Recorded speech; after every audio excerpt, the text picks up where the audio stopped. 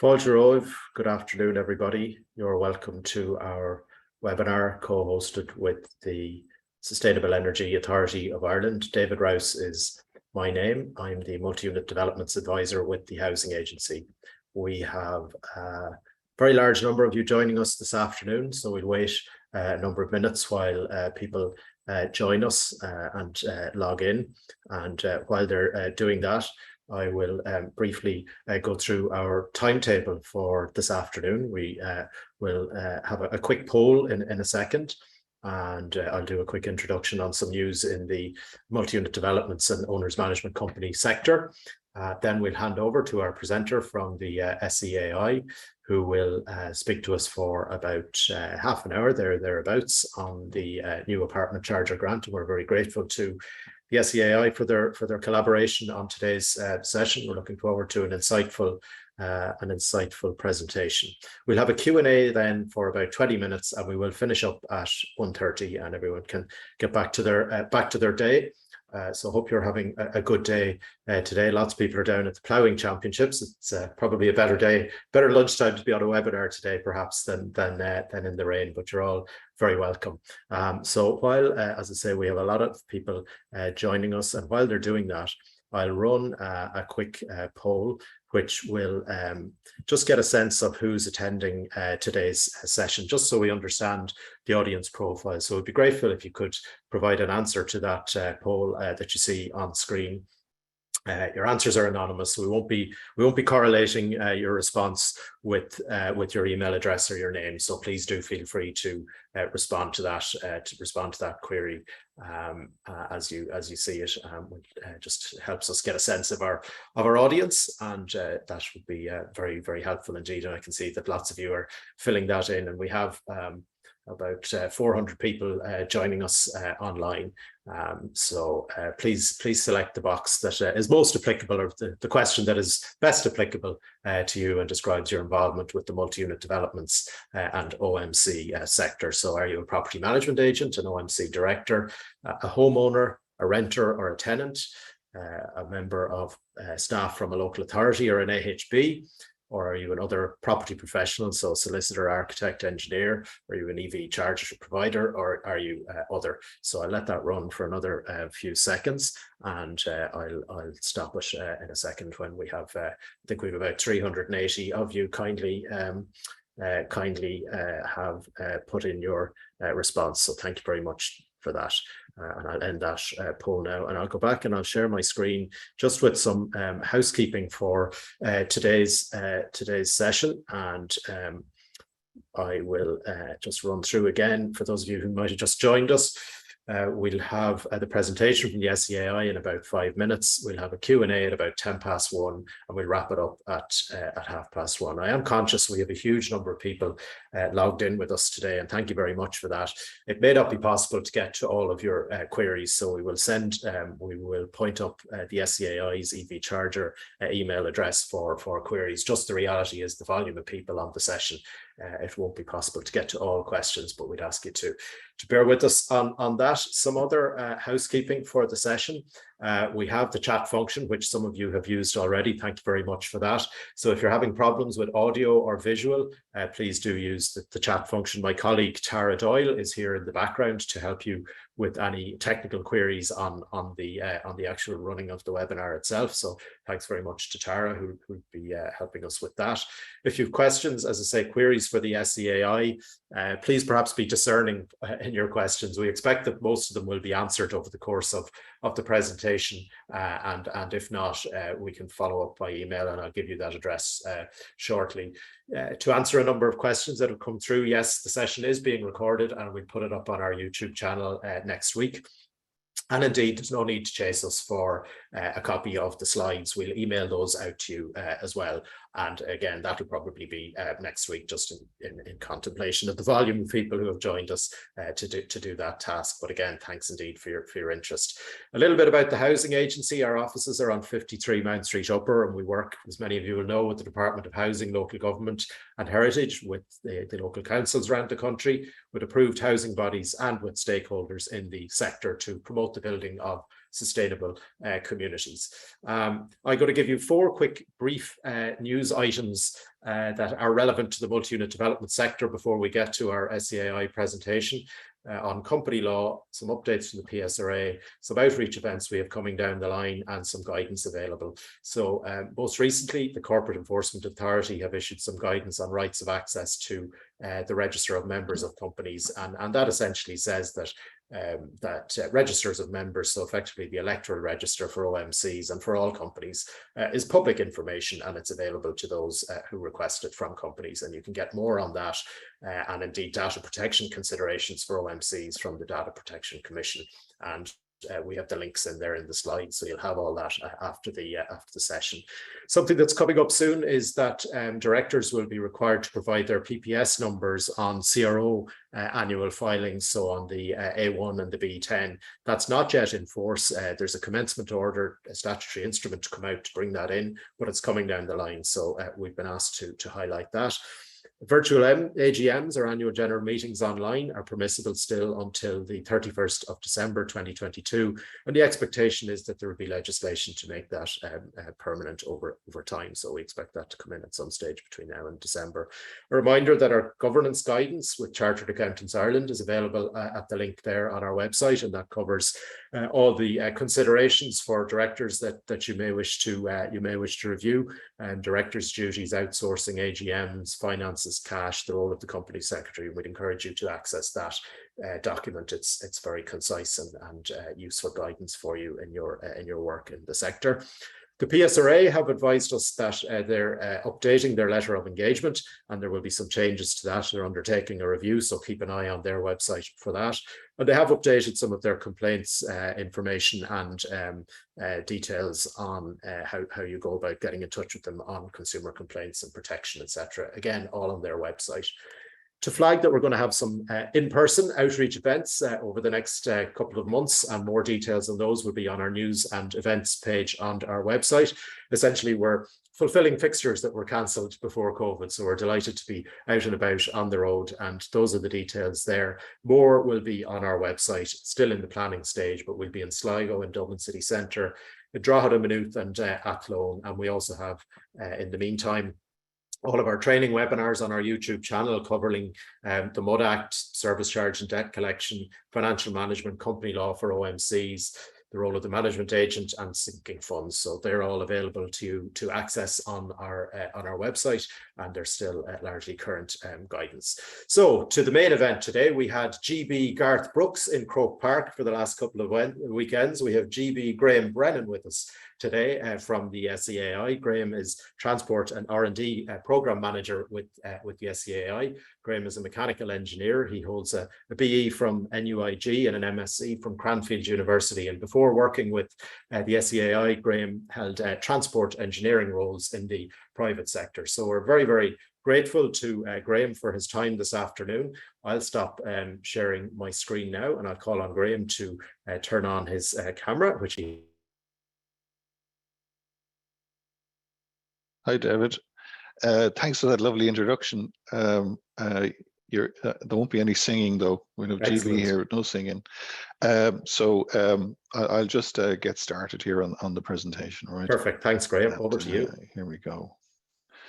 So I suppose I just want to start by saying we're very grateful for having. Oops, sorry, I'm after going away, spoiling the show.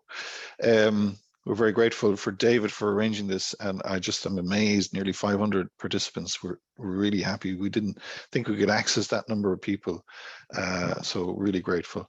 So this presentation is pretty jam-packed. All right, let's have a look. I'm going to take you through our brand new scheme, the EV Apartment Charger Scheme, which also should be called the EV Apartment Charger and Multi-Unit Development Scheme, but we just call it that for shorthand, right? So this is the outlook. So we're going to talk about just why do we need this? Why is it so important to get chargers into apartments and multi-unit developments? Then we're going to look at the EV Apartment Charger Grant Scheme itself. We're going to look at how to apply under the scheme, give you a worked example so you can see how we actually calculate it, the grant levels. Then we're going to look at some important design considerations. And then finally, where you can find the online support information. And then we'll get on to a question and answer session. All right.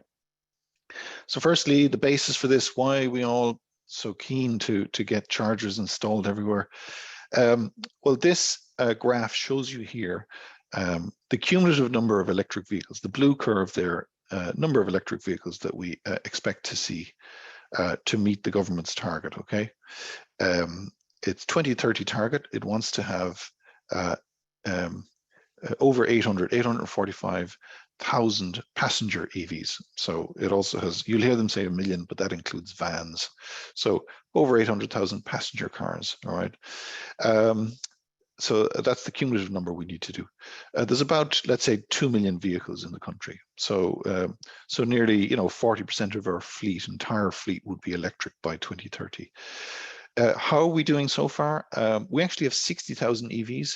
Now remember, an EV includes both a full battery electric car like a Leaf, but it also includes something like a plug-in hybrid, like one of these, let's say, the Mitsubishi Outlander, or you'll see some of the Neros going around as well. They're plug-in hybrids. So they're part electric, but they can be plugged in.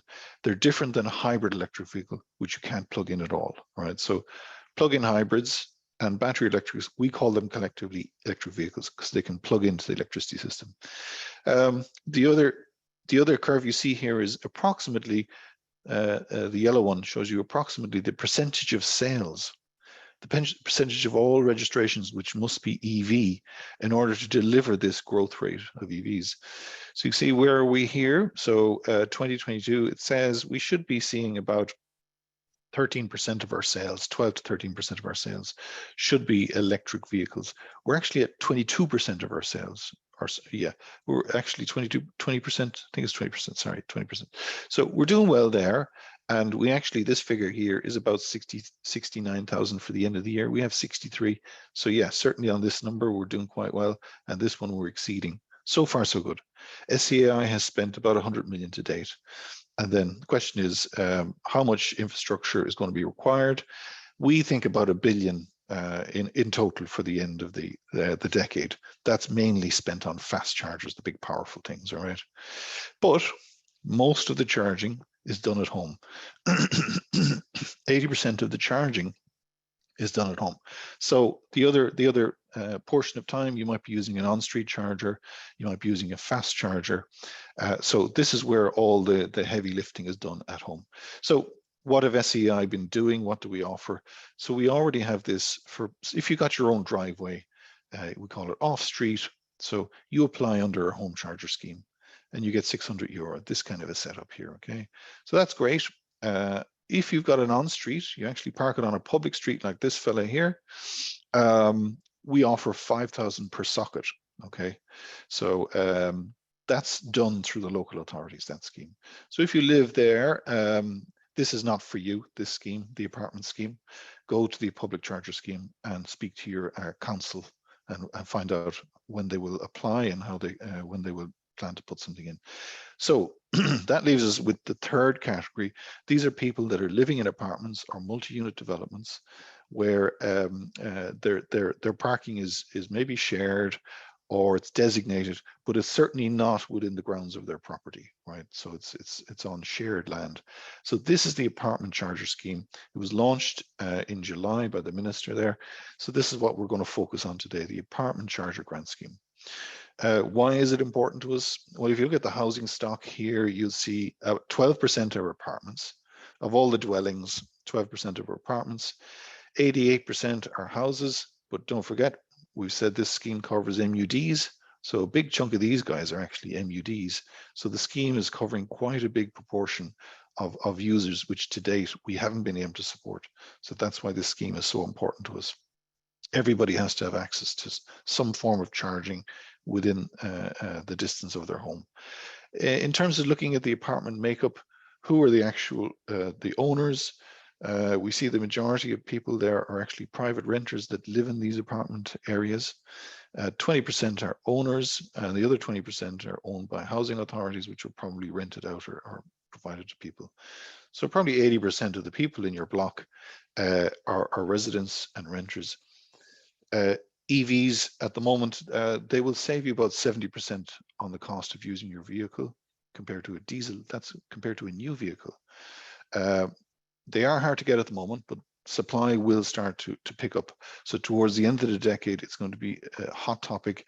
Everyone's going to want one. From 2030 onwards, the sale of new petrols and diesel cars will be effectively banned.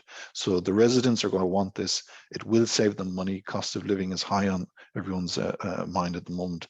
So, so it is important that you can offer this facility to your tenants. So let's look at the scheme. We'll dive in here directly, and there's going to be a lot of detail. All right. So what I would say is you might not take it all in. So David's recording will be pretty essential in the slides. So keep that as a bit of a primer, right? We'll probably try and put these slides on our own website. So there's a lot in here. It's a bit dry, but we'll try and make it interesting. Okay. So who's eligible to apply for the scheme? So we have 3 types of management companies that we kind of identified. Your standard owner's management company, the grant level is 80% grant support of eligible costs. So basically what we mean by eligible, you say, oh, I think these are all the bits that are included in the project. You submit it to them. We look at the categories and say, yes, that's eligible, that's eligible. But we make an assessment of that, and we'll have a look at that later. Okay. Approved housing bodies, local authorities, they get 90% grant support of eligible. And then build to rent, a commercial landlord who owns a big residential block, let's say, 60% of grant support of eligible costs. All right. And the reason why it is high is we knew that you guys would have difficulty talking to all your members who go, well, I'm not getting an EV, it doesn't matter to me. So we felt that there was a need for a large, so this is perhaps the highest grant support scheme that SEAI has ever used. And that's to get in there into the OMCs and persuade them. Now, I'll point out here, all of that looks lovely, but we have got a cap. And the cap is 100,000 euros per single development. So if you're below that, you can keep coming back until you reach that cap of 100,000. So we are looking to revise this, okay? And probably in the next 6 months, there'll be a widening of this or a removal of it, okay? So we do recognize that as a potential limitation for bigger developments, okay? So that's who can apply. What costs are eligible? What do you mean? What's eligible? All right, so the cost for actually installing or upgrading your electrical connection. Well, we'll get onto that in detail in a little minute, okay? So the cost of a connection, all right? Civil works. So if you put in something like this kind of a scenario down here, you got to dig up this concrete. That's expensive, all right? If you've got an underground car park and you're hanging them off a tray, that's cheap. All right, so if you've got underground car parks, you're in a good position to install chargers there. If you've got a lot of surface, it's going to be pricey. So what we say is we will include the civil works up to a certain allowance. All right, so what we'll say is the allowance is you get the first 3,000, we give you 3,000 as your allowance, and then we allow you 248 euros per meter. So basically what I'm saying is if you tell us that your costs are beyond that, we simply won't recognize them. We'll just apply this limit and we'll give you 80% of what we say is our eligible limit. So that's how it works, all right? So electrical cabling, of course, ducting, supply equipment, switch gears, control units. We're going to talk about this in a little while. The advantages of, sorry, I just mentioned the advantages. You'll need a demand unit. Something has to control all these chargers. Everybody can't just plug in and the system caters for everybody all the time. We'll talk about that in a minute. Now, we also support the individual charge units themselves, all right? So, sorry. So if you look here, you can see a number of chargers on the wall here. What we've done is we've said, okay, we'll take all the infrastructure and all that stuff, but these boxes on the wall, these are the actual chargers, okay? We're going to actually treat them a little differently. We're going to give you 600 euro per box, or 100% of the cost of the box, okay? And the reason why we did that is to be consistent with the home charger scheme. That's all we offer on the home chargers. You'll see why that's important later on, okay? So we take that particular one. If you had a charging post, and it's 600 per socket, all right? So if you had a charging post, you might have 2 sockets. We would give you 1,200 per post, all right, with 2 sockets. So don't kind of panic, say that won't help. Labor costs for the electricians, and then project management, engineering, design fees, and survey costs. And we capped that at 7% of the total project costs. So they can be part of your submitted costs to us for support. So what costs are not eligible for support? Okay. Any costs incurred before the grant is approved and a letter of offer is issued. This is the golden rule on all of SEAI's programs, okay? Do not do anything, don't purchase anything until you've got an offer in your hands from us, and anything from the date on that offer will be included for support, okay? So otherwise we'll just strike it out. So don't be caught out with that one, okay? Don't begin anything until the offer is approved. We won't support operating costs. We'll support you up to the point where the system is running, okay? And then that's it, we bail out after that. So all of our costs are just to get you your network deployed and get you up and running. We won't support any irrelevant civil works. So if you're putting in and you say, oh, stuff in a bit of a wall here, whatever, you know, we won't include that stuff. Now here's an important one, okay? What development types are not eligible for support, okay? So new developments or major ones that are undergoing major renovations, particularly around the car park or the electrical system, if they've commenced from the 10th of March 2021 onwards, they will be ineligible to apply under the scheme, right? The reason being that it is now mandatory under the planning laws that anyone in this situation must put in some EV infrastructure. You've got to put in ducting and cable runs, let's say, okay? So, so for simplicity, we had to exclude them because they have to do it under law. Now, once the project, so these are some important terms that you need to be aware of, okay? Once we've approved the project, you have 12 months to complete it, pay all the invoices, and send in all of the payment claim form. You've got to send in a claim form to us with evidence and photographs and all that stuff, okay? That'll be all included in the pack. So you send that back to us. Now, this is an important one. You must use a registered charge point operator. SEAI, we've been building up a list, and it's on our website here. So we've got 11 of these guys here.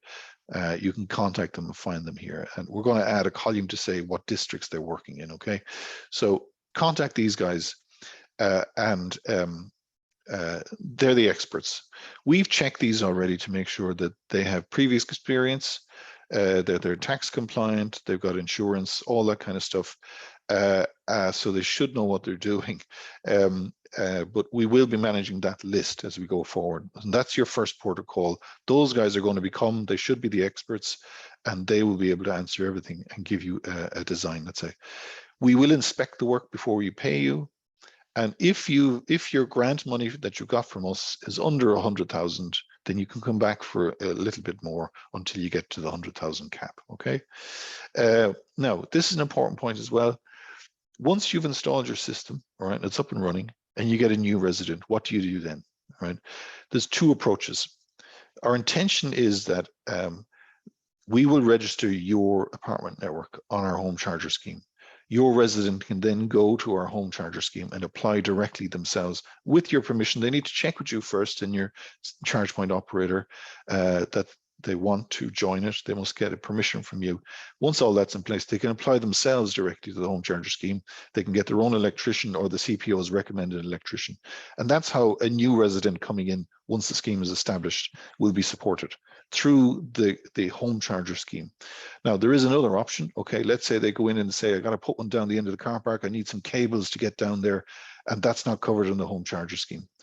In that case, assuming there's still money left in the 100 grand, they can go back to the OMC. The OMC must apply on their behalf. In particular, if there's a large number of chargers that are intending to go in there, and in particular where you've got to put more cabling to get down to that area and you've got to expand your network and you're within the 100 grand, okay? So you can go through either of those. Our preference is hopefully to see everybody going through this one when we get up and running. So how do you actually apply for support? So the first protocol is get in touch with these charge point operators from our list and discuss your plans and request a quote. Now, we would recommend that you get 3 quotes, all right? So these guys will get pretty slick at preparing these quotes because they'll see standard application forms going in every week to the scheme. So it shouldn't be too much hassle for them to generate a quote for you, okay? Of course, you have to get the OMC, your colleagues in the approved housing board, whatever it is, that management group have to agree to proceed and what the scale of the project is going to be. We have some videos, I'm going to show you those later, that you can share with your colleagues to influence them and get them excited about it a bit. Then you can start getting your data, which you need to submit your application. We need to know your company registration office, your registration number. We need to know that. We need to know that you got tax clearance. And this is not a very complicated process. Even individuals who are renting out apartments and things like that, they get asked for tax clearance themselves. So it shouldn't be that big a deal. But if you're getting a grant from any government body, you'll always be asked for tax compliance to prove that you're compliant with tax. So it's a standard government thing. We need to know the number of dwellings and parking spaces that are there in the complex.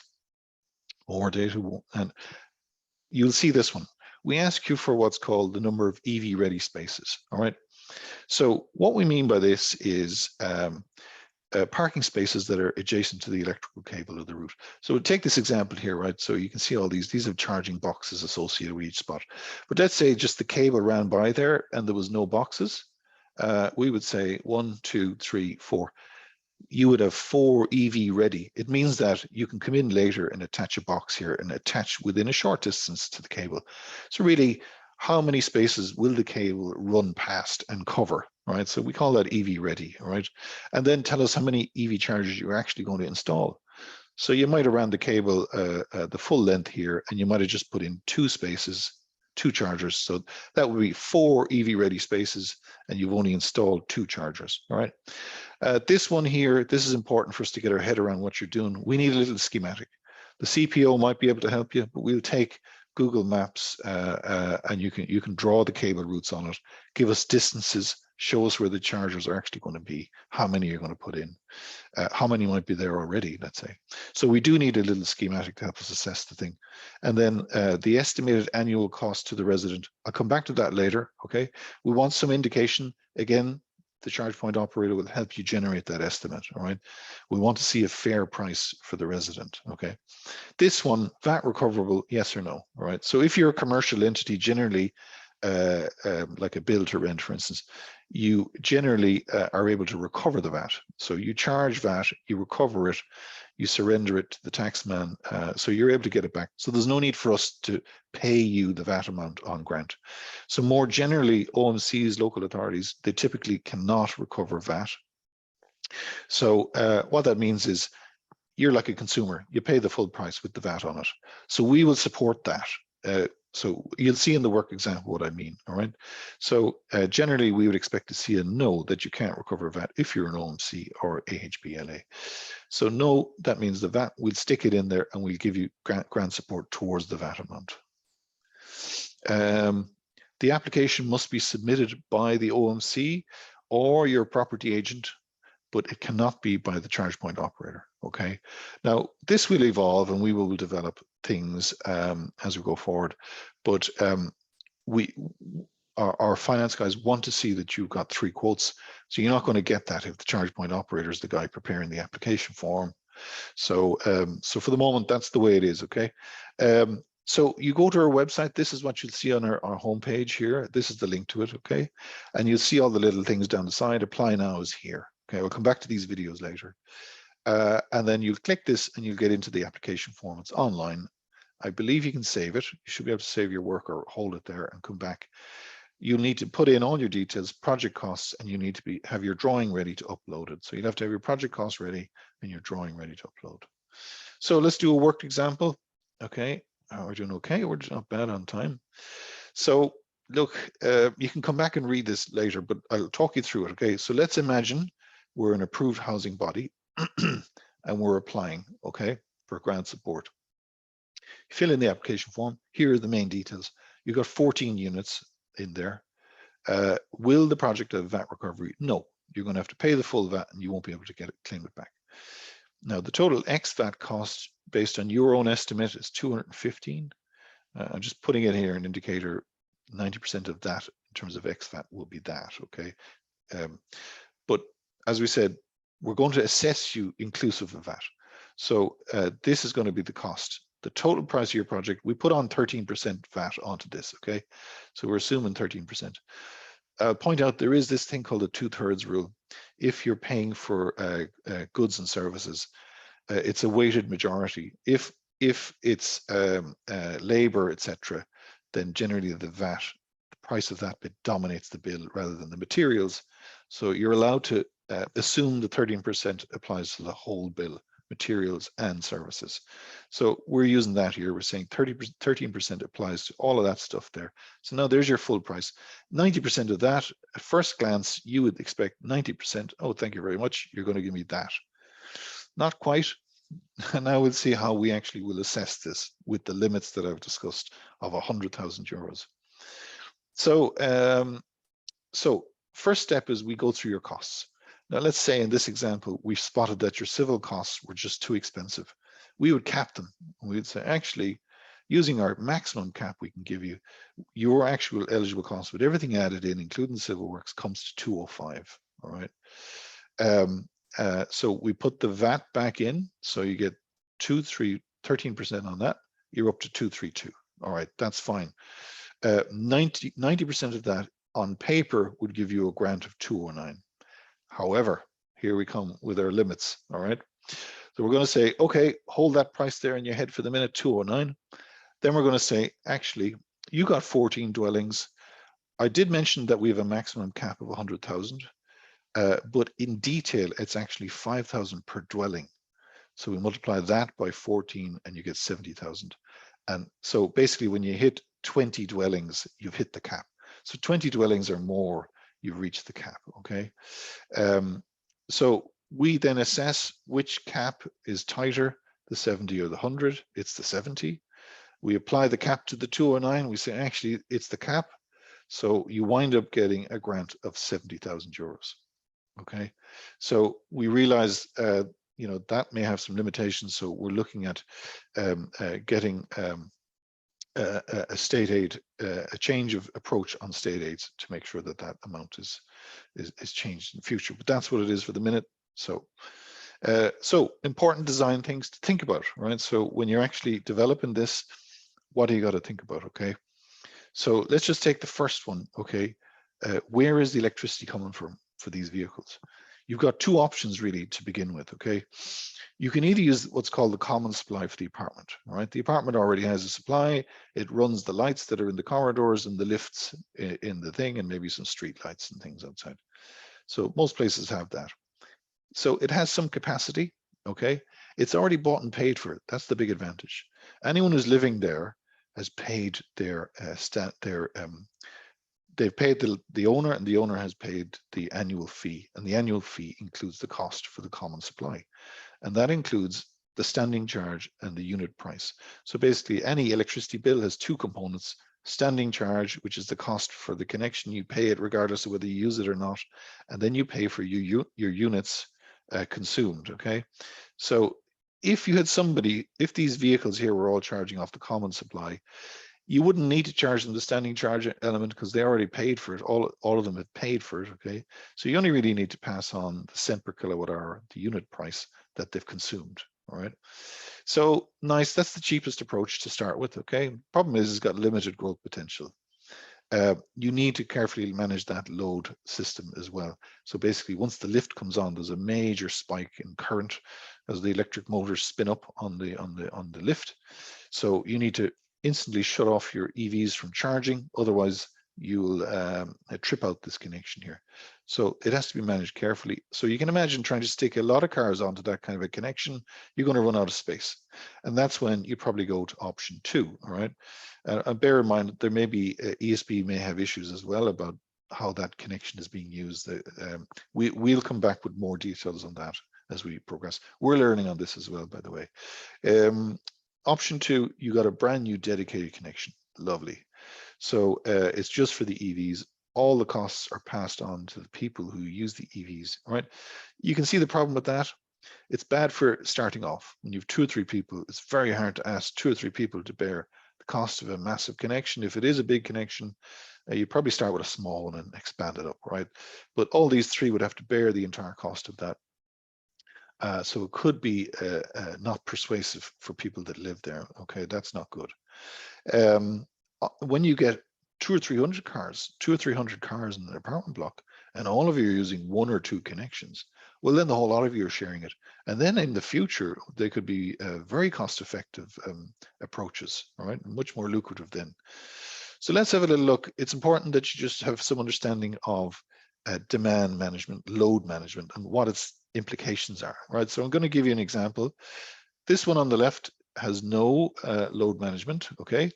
So it's a straightforward connection here. Now, each car, usually a car charger here, it's using AC electricity and it's using its own onboard converter, just like your phone system there. It's taking AC, it's turning it into DC, putting it in the battery, okay? Most of these things here, the onboard ones can only take between 5 and 7 kilowatts. When you go to the big powerful petrol station ones, they can pump out 150, but that's DC, and that goes straight into the battery. It doesn't need to get converted. So your car does the conversion from an AC system like that, right? So the most you need to swallow here is about 5 to 7, okay? So let's say 5 is our cap on each of these. If I guaranteed 5 for each of these fellas and wasn't taking into consideration when they're going to use it or limiting when they could use it, I would have to have 20 kilowatts available all the time here, all right? And that means it's a big connection. Let's compare that to one with demand management. Let's say we got a little magic box and it decides, it talks to all the cars, it decides when they're connected and how much charge they want and how much they can have. And it varies between 0 and 5 to each car. So the cars arrive at different times of the day, different states of charge. So it's a much better bet, you know. Now look at this. Maybe you can shrink your connection to just 5 kilowatts because statistically, these guys aren't going to all plug in at the same time. They're not all going to arrive at the same level of charge. They mightn't even plug in at all. So now you see you've got a much, much smaller connection, 20 versus 5, let's in this example. But also you've got lower standing charges. That's the big one there as well. Cost less. If you're building a new connection, it will cost you less for that. And then it will cost you less to operate that connection. So you have to have demand management in your system, okay? Now, just in terms of cost and pricing, okay, what kind of business models, how are you going to pay for all of this stuff? Just dealing with the capital bit on the left side. So as you said, we're going to help you with the capital, depending on who you are, between 60 and 90% grant from us. So you've got to raise the other 10 to 40%, depending on which type of management company you are, okay? And perhaps sinking loans, funds could be sources. So we understand that that's a difficulty. So things will evolve there. But for the minute, that's where it is. Now, there's your residents, okay? They're all using it. Let's say they're using your supply, the common supply in the apartment block here. You're pumping out the electricity and they're using them. These guys here, the charge point operator and their control unit is choosing when they draw their energy down. They might have it on a timer. Anyway, these guys are monitoring how much they've consumed and they charge them for the energy they've used and for the service. So they charge these guys, your residents. There might be a standing charge or standing fee of about maybe 200 euros per resident, something like that perhaps, okay? And what happens then is they sign an agreement with the OMC and they reimburse the OMC for the units of electricity that have been consumed there, okay? So that's one operating case. That's one example where the OMC is using their own common supply, okay? The other model that I showed, option 2, you wouldn't have this OMC, you'd have a connection here and somebody's going to have to pay for that connection. These guys might manage it for you. So, so anyway, we will develop these business models and we'll show you more as we get case studies, okay? But that's the kind of thing you're looking at. Ideally, you just want to reimburse at no profit the OMC for what they supply to the residents. These guys then charge for the maintenance and the service on the residents then themselves, okay? This is one we're very sensitive to, okay? On the left-hand side here is the annual electricity cost. we estimate that that's approximately the cost of electricity for an EV driving, a typical EV C-segment car driving 17,000, the national average each year. This is how much the electricity bill for that car would be. If you were a domestic customer, remember we said the first one is some guy with their own home, they're charging at home, they've already got their own night rate electricity in place, their standing charges paid for under their normal electricity bill. That's just the cost of the electricity they would use if they could charge it 100% at nighttime, right? So we know that's an ideal scenario. People go, as we said, 80% is generally done at night. Imagine they could fully charge. That's the best they could do at the moment on current electricity prices, even as bad as they are. So about 420 euros, let's say. Let's say that same guy there, that guy with his own house and his own driveway, let's say he was just using day prices, 24-hour day prices, standard day prices. That's what he would be paying, about 900 based on electricity prices now, okay? Now, let's look at the latest AC public charger prices. So we're not going to compare ourselves with the fast chargers. They're premium. These are the 22 kilowatt AC ones you see on the footpath side of the road. We have two big suppliers out there. I'm not going to tell you which ones are which. One guy using their estimates, that's what they would come in at, about 900 per annum. And the other one is coming in at about 1,300. Now you can see the issue here, right?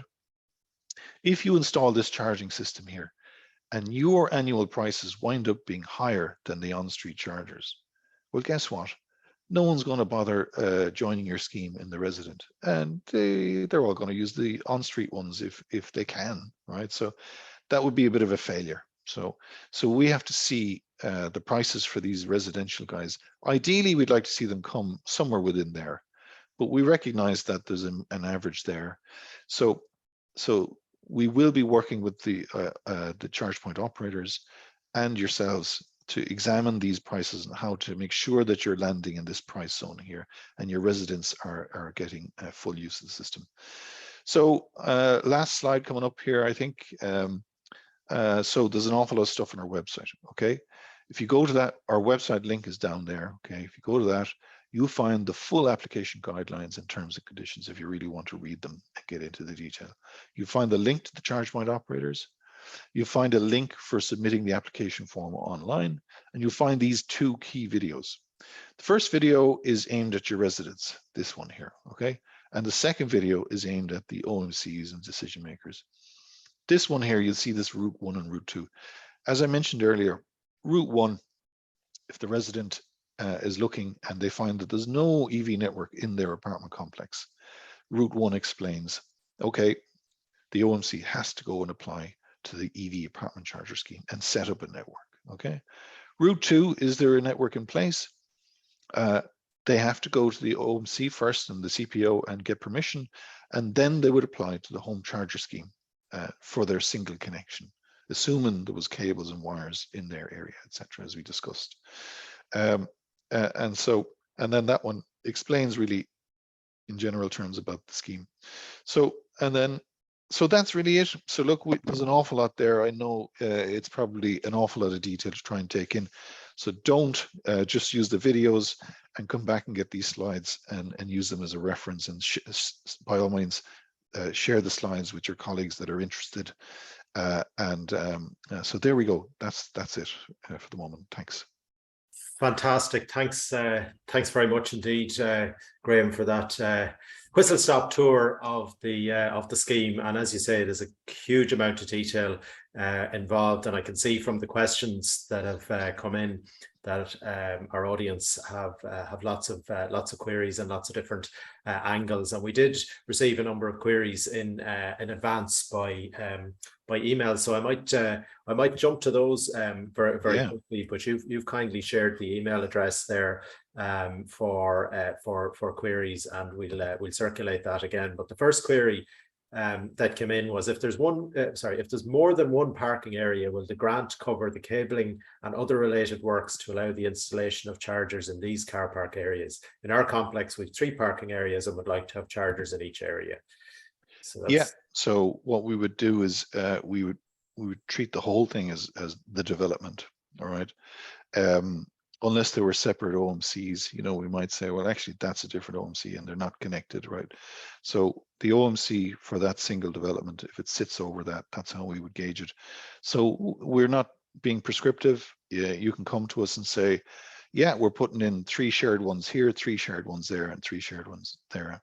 So that would be perfectly fine under a single application. Okay, next question. I live in a townhouse development run by a management company in Dublin.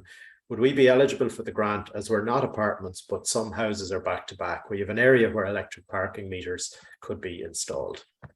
That sounds like it's an MUD. Would we right there, David? That So sounds yes, like it, perfectly, yeah. perfectly welcome to the scheme.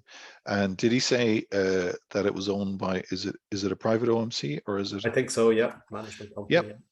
Yeah. So the one thing to watch out for in that case is the actual parking area, right? Sometimes there's this taking in charge phenomena which happens, and the parking spots are designed to be handed over to the local authority. So that creates a bit of a gray area for us, okay? So as long as you have use and permission to install the chargers there, and you know, if there's no issue, we just say confirm that you've got permission to do it. We don't dig into the details of who owns the property and the land and all that.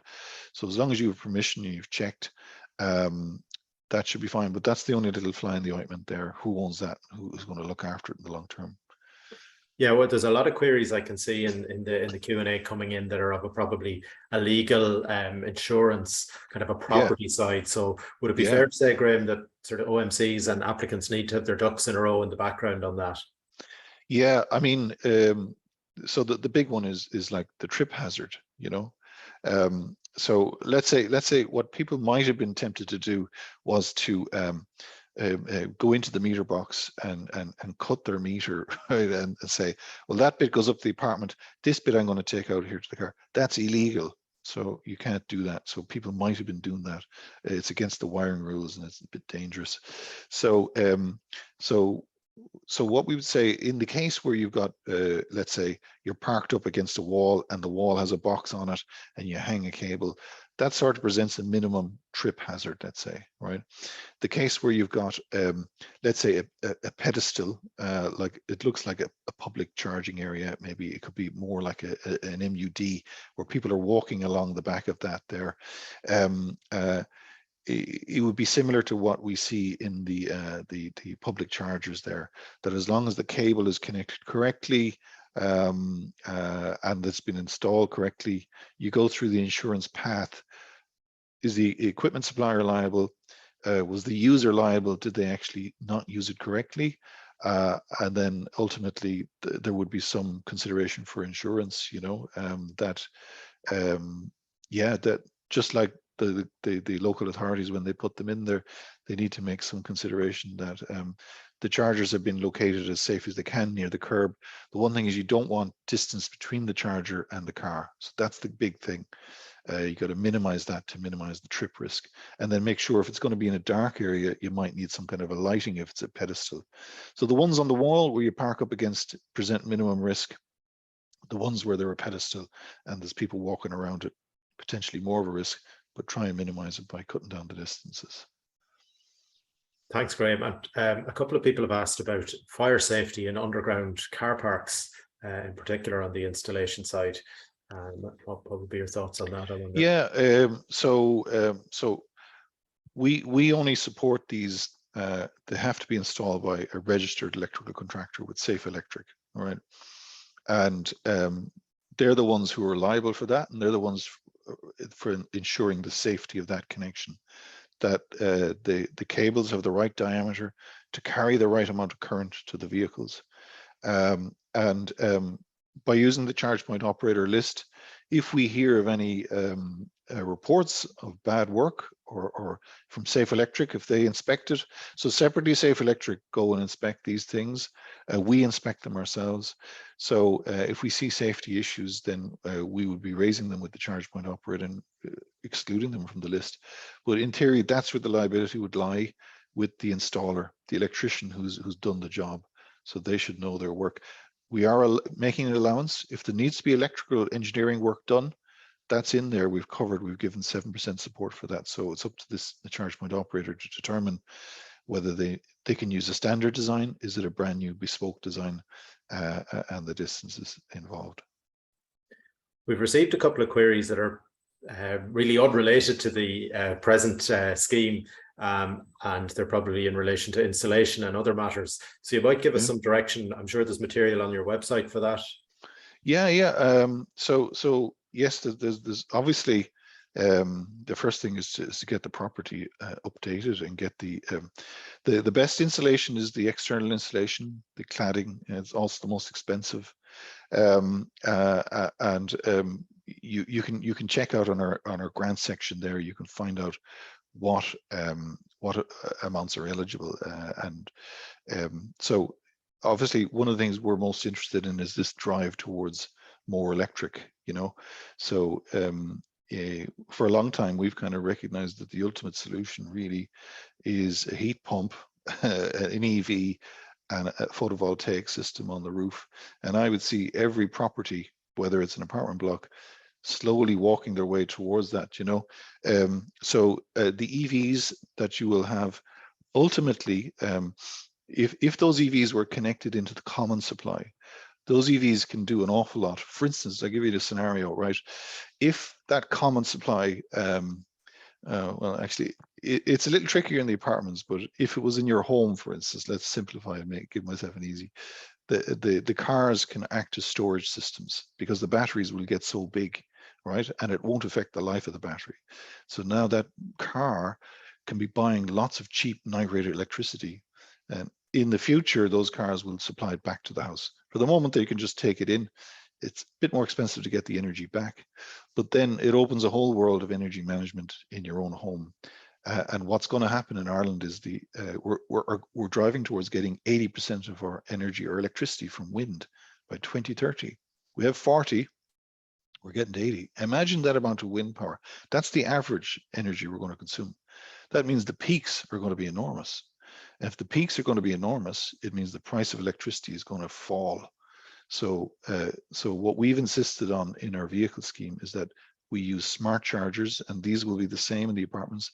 These are chargers that can be programmed, and ultimately they can follow the price on the electricity market, and then or even schedule. And you could be part of a group that would schedule.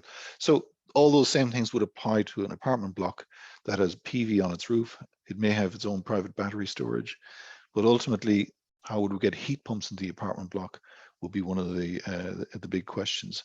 But yeah, they can apply to our Better Energy Homes schemes, and look at collectively apply for the apartment block there and get insulation and lighting and things like that done. Right. I can see we have a huge amount of queries, and we've only about 5 or 6 minutes left. I want to just touch on the cap point again. Some people have asked whether they should perhaps hold off making progress with installations if things are going to change in terms of finance. Yeah. Yeah, it is a risk. Are we going to wind up with just small projects coming in to take advantage of the 80%? So it's a risk that we're aware of. Or perhaps what you might do is, if the cap did go, right, it's unlikely that your development will be excluded for what came next. So let's say you applied under it and you say, well, we're going to do the shared chargers first, right? And we're going to get those in there as soon as we can, and work out the parking that goes with that, all right? And then you might say, okay, we're going to size the job to be about 100,000, using all those limits I showed you, so be aware of those limits. And if the ruling changes on the scheme that basically the scheme hasn't gone for state aid, so we haven't applied formally for state aid, so we operate under what's kind of like a de minimis rule. It says as long as you stay low here, we're not worried about you. So what we're saying is that we want it assessed under a different set of exemptions, and that would, so the likely outcome from that is, yeah, you can have any size project you like, but the cap would now be 30% or 40% of that project. So you're getting a high amount capped at 100,000, but the likely outcome could be that it's 40. We'd like to see a high level as we can use, and it's also likely that it could be done on a maybe on a year-to-year basis, say for this year the limits are this, the levels are this, to see what kind of response. So we certainly want a response, and we want people applying. So that's one option, perhaps, is that you would look to say, you know, we're going to maximize what we can get out of this and get the common areas, or start off with those ones. Perhaps the smaller, perhaps that's what we wind up with, is smaller apartments applying first. But we're very conscious of it as well. Yeah, that it has to be something for larger projects. Yep. I suppose it's timely that we're doing this session in the week of, I think it's the awareness week for the UN's Sustainable Development Goals. So that's serendipitous. A question has come in around planning permission. Is planning permission required for these installations? No. No, I don't believe so. So like if you were, even if you're on public, even the ones that are on public locations, they've changed the planning rules to say that as long as the equipment is within a certain volumetric size, that it doesn't require planning on public lands. So I'm saying on private lands the same should apply. But for something attached to the wall or in an underground car park, it's fine. The only one that's going to cause a bit of a question is if there was, if you were crossing any public path, for instance, or property, you'll need to apply for permission to dig that public path up. In which case you need, is it an easement or whatever they call it? So you would have to apply to the council and say, I want permission to dig this up here and reinstate it. So that's the only one I think you would come in. The more concerning one is who owns that land you're going to be using, if you're going to be digging on it. So most of it is probably less of a concern if it's all underground stuff. It seems like you're way in a hack like that, and you'll probably get an awful lot done with 100 grand in an underground car park. The example I gave you there, it assumed there was a lot of digging and trenching out there, right? So, so perhaps the thing is to aim for the biggest bang for your buck and try and get the underground ones, perhaps. So that's perhaps one route. You might remind us of the cutoff date in respect of new schemes and retrofits. I think it was sometime in March, wasn't it? It was March. Don't worry, we have it on the slides. Yeah, anyway, yeah. So March 2021, and it was a project that had been notified for construction to begin. So even just the note sent in was the thing. So definitely it would have to be constructed after that, you know. Excellent, great. And I might go with one last question.